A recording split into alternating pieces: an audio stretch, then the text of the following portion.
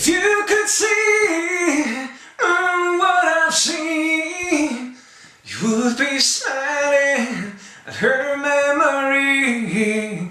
In the tunnel of light, she was shining and more beautiful.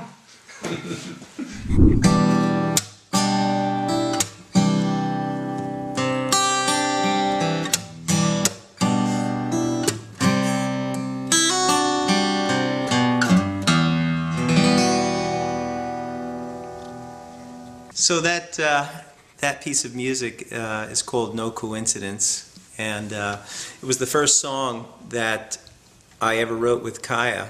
I met Kaya, I was with EMI Publishing at the time, and we had been doing a lot of work with Celine Dion's management and with Celine, and we met Ben Kay, who was then managing Kaya.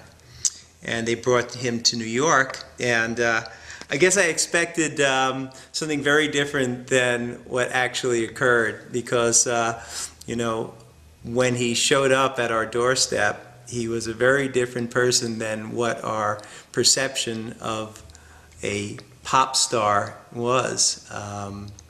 We got together, and our connection was very immediate.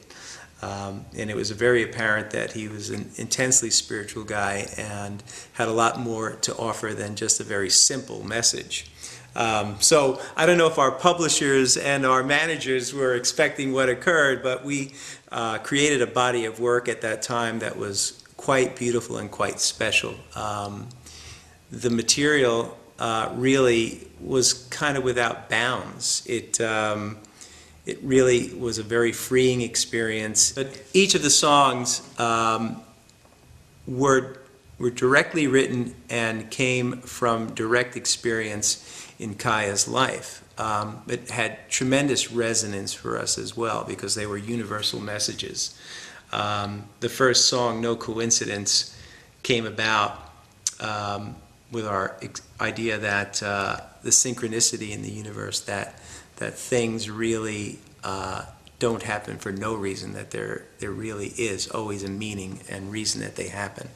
As I got to know Kaya better, he started to tell us some of the experiences that he had had in his spiritual path as well as his musical path. The interesting thing is that we were a perfect fit on both sides of that equation, both musically and spiritually. The stories that he told of his experience in the world formed most of the songs that we wrote, and each song had specific influence in his life.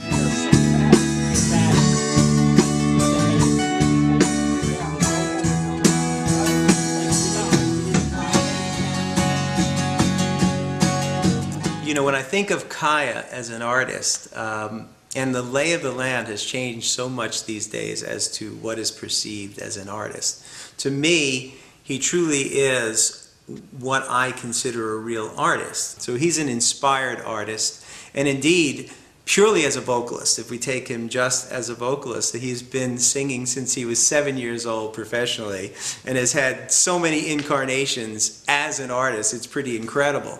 And in fact, I didn't realize a lot of that till very recently, till we reconnected to make this record now. And you know, I got to see some of the videos of him when he was 7 and 8 years old performing. So this is a guy who, indeed, a spiritual man, but who has been in the music business for a lifetime. So it's an interesting balance.